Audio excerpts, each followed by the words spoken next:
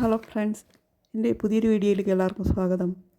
ഒരു വിവരം നമ്മൾ ആദ്യം സ്ഥിരീകരിക്കേണ്ടത് ഈ കല്ലറയിൽ മൃതദേഹമുണ്ടോ എന്നുള്ളതായിരുന്നു. അരുൺ, ഇരിക്കുന്ന നിലയിൽ തന്നെ അരുൺ കല്ലറയിൽ മൃതദേഹമുണ്ടെന്ന കാര്യം സ്ഥിരീകരിച്ചിരിക്കുന്നു. ഇരിക്കുന്ന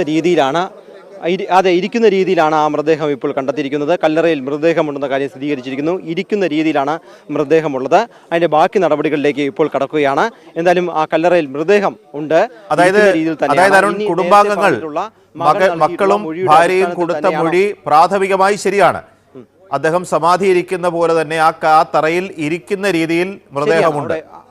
ഇരിക്കുന്ന രീതിയിൽ മൃതദേഹമുണ്ട്. കാരണം അത് ഇനിയിപ്പോൾ അത് ഗോവൻ സ്വാമിയുടെ ആണെന്ന് ശാസ്ത്രീയ പരിശോധനയ്ക്ക് ശേഷം മാത്രമേ അന്വേഷണ ഉദ്യോഗസ്ഥന് കൃത്യമായി പറയാൻ വേണ്ടി കഴിയുകയുള്ളൂ എന്ന് പറയുന്നു. പക്ഷേ എന്തായാലും ഒരു മൃതദേഹമുണ്ട്. മൃതദേഹം ഇരിക്കുന്ന രീതിയിൽ തന്നെയാണ്. രാജസേനൻ നൽകിയിട്ടുള്ള അദ്ദേഹത്തിൻ്റെ ഭാര്യ, അതായത് കാണാതായതായി പറയുന്ന ഗോവൻ സ്വാമിയുടെ ഭാര്യ സുലോചന നൽകിയിട്ടുള്ള മൊഴിയുടെ ഒക്കെ അടിസ്ഥാനത്തിൽ ഇരിക്കുന്ന രീതിയിൽ ഒരു മൃതദേഹം ഇപ്പോൾ കല്ലറ തുറന്നപ്പോൾ അന്വേഷണ ഉദ്യോഗസ്ഥർക്ക് കാണാൻ സാധിച്ചിട്ടുണ്ട്. അതിനി ഗോവൻ സ്വാമിയുടെ ആണെന്ന് DNA പരിശോധന ഉൾപ്പെടെ സ്ഥിരീകരിക്കണം. ഇതേ തുടർന്നുള്ള നടപടികൾ സ്വീകരിക്കണം. എന്തായാലും PG സൂചിപ്പിച്ച പോലെ മൊഴിയുടെ ആദ്യ ഘട്ടം എന്ന നിലയിൽ, അതായത് ഇരിക്കുന്ന രീതിയിലാണ് അദ്ദേഹത്തെ അവിടെ സംസ്കരിച്ചത് എന്ന് പറയുന്ന മൊഴിയുടെ ആദ്യ ഘട്ടം, അത് ശരിവെക്കുന്ന രീതിയിലാണ് ഇപ്പോൾ ഈ കല്ലറ തുറന്നുള്ള പരിശോധനയിൽ കണ്ടെത്താൻ കഴിഞ്ഞിട്ടുള്ളത്.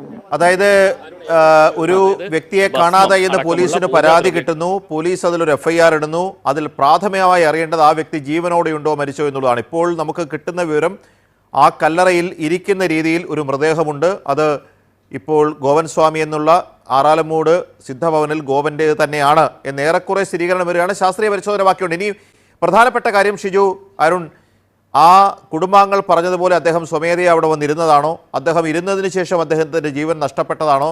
അതോ അതിനു മുമ്പ് ജീവൻ നഷ്ടപ്പെട്ട അദ്ദേഹത്തെ കുടുംബാംഗങ്ങൾ അവിടെ കൊണ്ട് സമാധിയിരുത്തിയിട്ട് അതൊരു ജീവസമാധിയായി സമൂഹത്തെ ധരിപ്പിച്ച് ഒരു ആത്മീയതയ്ക്ക് വേണ്ടി അല്ലെങ്കിൽ അതിൻ്റെ മറ്റ് സാധ്യതകൾക്ക് വേണ്ടി പറഞ്ഞതാണോ? അതോ അന്നത്തെ ദിവസത്തിൽ സ്വർഗവാതിൽ ഏകാദശി അടക്കമുള്ള ദിവസം തിരഞ്ഞെടുത്ത് അദ്ദേഹത്തിന് സമാധിയാകണമെന്ന് ആഗ്രഹം പറഞ്ഞപ്പോൾ മറ്റേതെങ്കിലും രീതിയിൽ അദ്ദേഹത്തിൻ്റെ ജീവൻ വെടിഞ്ഞതാണോ അല്ലെങ്കിൽ നഷ്ടപ്പെടുത്തിയതാണോ? ഇതൊക്കെ ഇനിയും അന്വേഷണത്തിൽ മുന്നോട്ട് വരേണ്ട കാര്യങ്ങളാണ്, അല്ലെങ്കിൽ വ്യക്തത വരേണ്ട കാര്യങ്ങളാണ്. അതിലേക്കെല്ലാം അന്വേഷണം കടക്കുകയും വേണം. തീർച്ചയായും ഏറ്റവും പ്രധാനപ്പെട്ട വിവരം ഇപ്പോൾ വരുന്നത് PG, അദ്ദേഹത്തിൻ്റെ നേരത്തെ മൊഴിയിൽ പറഞ്ഞ കാര്യങ്ങൾ പ്രകാരം ഭസ്മവും പൂജാദ്രവ്യങ്ങളും അദ്ദേഹത്തിൻ്റെ ഇരുന്ന ചുറ്റിലും ഉണ്ടായിരുന്നു എന്നുള്ളതാണ്. അതുണ്ട്, അതായത് ഭസ്മമടക്കം ഉണ്ട് എന്നുകൂടി ഇപ്പോൾ പോലീസ് ഈ മൃതദേഹം തുറന്ന് പരിശോധിച്ചപ്പോൾ കണ്ടെത്തിയിരിക്കുന്നു. അതായത് മൊഴികൾ പ്രകാരമുള്ള കാര്യങ്ങളൊക്കെ ശരിയാണ്. പക്ഷേ മരണം സംഭവിച്ചത് എങ്ങനെ, അത് എപ്പോഴാണ് സംഭവിച്ചിട്ടുള്ളത്? ഈ ഇരുന്ന സ്ഥലത്ത് വെച്ച് ആ പറയുന്ന സമയത്ത് തന്നെ സംഭവിച്ച മരണമാണോ, അത് സ്വാഭാവിക മരണമാണോ? ഇതാണ് ഏറ്റവും പ്രധാനപ്പെട്ട കാര്യം. പോലീസിനെ സംബന്ധിച്ച് ഒരുപക്ഷെ സമാധി നിലയിൽ ഒരാളെ നമുക്ക് വേണമെങ്കിൽ അങ്ങനെ വെക്കാം. പക്ഷേ ആ മരണം യഥാർത്ഥത്തിൽ സമാധി ആയിരുന്നോ അതോ അവിടെ എങ്ങനെ എത്തി എന്നത് സംബന്ധിച്ചെല്ലാം തന്നെയാണ് ഇനിയുള്ള പരിശോധനയാണ് ഏറ്റവും പ്രധാനപ്പെട്ടത്. കാരണം ശാസ്ത്രീയമായ അദ്ദേഹത്തിൻ്റെ ആന്തരിക അവയവങ്ങളുടെ പരിശോധന ഉൾപ്പെടെ പോലീസ് നടത്തണമെങ്കിൽ വിശദമായ പോസ്റ്റ്മോർട്ടം ഉൾപ്പെടെ നടത്തേണ്ടതുണ്ട്. അതിലേക്കാണ് പോകേണ്ടത്. ഇപ്പോൾ സീൻ മഹസർ പ്രകാരം, മൊഴി പ്രകാരമുള്ള ആദ്യ കാര്യങ്ങളിൽ മറ്റ് വൈരുദ്ധ്യങ്ങളൊന്നും പോലീസിന് കാണാൻ കഴിയില്ല. അദ്ദേഹം ഇരുന്ന നിലയിൽ തന്നെയാണുള്ളത്. അദ്ദേഹത്തിന് ചുറ്റും പൂജാദ്രവ്യങ്ങളടക്കം ഭസ്മമടക്കമുണ്ട് എന്നതാണ് ഏറ്റവും പുതിയ വിവരം. അരുൺ, കൂടുതൽ വിവരങ്ങൾ എന്താണ് ഇപ്പോൾ കൂട്ടിച്ചത്? ഇപ്പോൾ ഈ പറയുന്ന രീതിയിലാണ് ഇരിക്കുന്നത്. അതിനെ മാറ്റിക്കൊണ്ടിരിക്കുകയാണ്. കാരണം അതായത് PG ഇപ്പോൾ നേരത്തെ ആ മൊഴികൾ പ്രകാരമുള്ള നിഗമനത്തിലേക്ക്, അതായത് അതിൻ്റെ ആദ്യ ഈ മൂടി ആയിട്ട് വച്ചിരുന്ന ആ ഗ്രാനൈറ്റ് ഫലകം മാറ്റുകയുണ്ടായി. അതിന് താഴെ ഒരു മനുഷ്യൻ ഇരിക്കുന്ന രീതിയിലാണ് മൃതദേഹം കണ്ടെത്തിയത്. ആ മൃതദേഹത്തിന് ചുറ്റും ഭസ്മവും സുഗന്ധദ്രവ്യങ്ങളുമൊക്കെ നിറച്ചിട്ടുണ്ട്.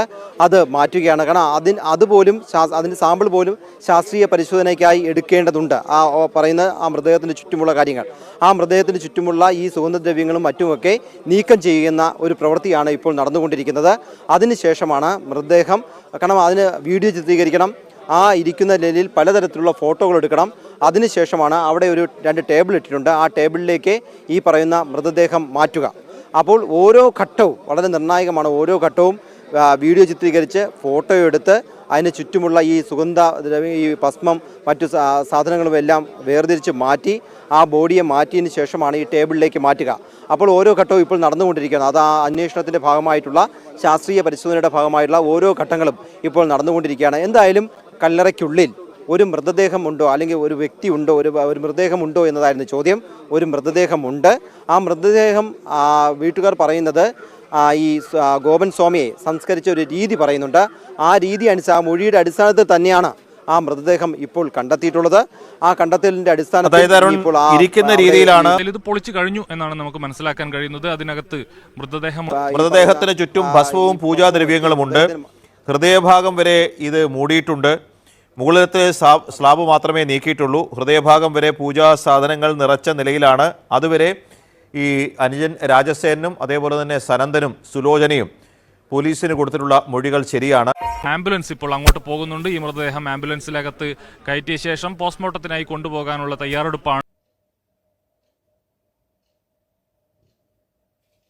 എന്നാണ് തോന്നുന്നത്. അത് സംബന്ധിച്ച് കൂടുതൽ വിവരങ്ങൾ നമുക്ക് തേടേണ്ടതുണ്ട്. മനു, എല്ലാ നടപടിക്രമങ്ങളും പെട്ടെന്ന് തന്നെ പൂർത്തീകരിക്കട്ടെ. എത്രയും പെട്ടെന്ന് സത്യം പുറത്തു വരട്ടെ എന്ന് ഞാൻ പ്രാർത്ഥിക്കുന്നു.